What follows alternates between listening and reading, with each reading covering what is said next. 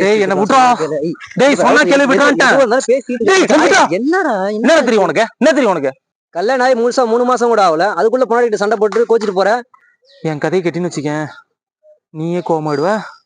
என்ன விட்டுரு, சொன்னா கேளு, என்ன விட்டுரு. சரி அப்ப பொறுமையா ரிலாக்ஸ் ஆகுடா. முதல்ல பொறுமையா என்ன நடந்ததுன்னு சொல்றா.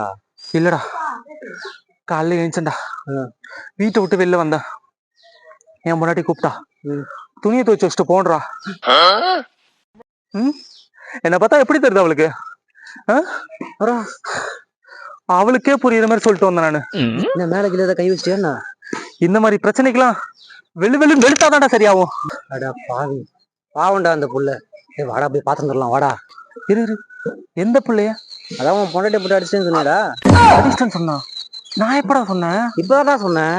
டேய் வீட்டுல அவ்வளவு ஜாமான் கிடக்கு, அதெல்லாம் விட்டுட்டு துணியை துவைச்சு வச்சுட்டு போன்றா.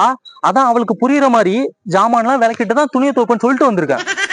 அப்ப ஏதோ வெளுக்க போறேன்னு சொன்ன? டேய் துணியை தான்டா சொன்னேன், வெளுத்தாதானே சரியாகும். இப்ப எங்க போறீங்க? ஜாமான் விளக்கணும்ல, அதுக்கு சோப்பு வாங்க போறேன். வழிய விடு. போங்க சார்.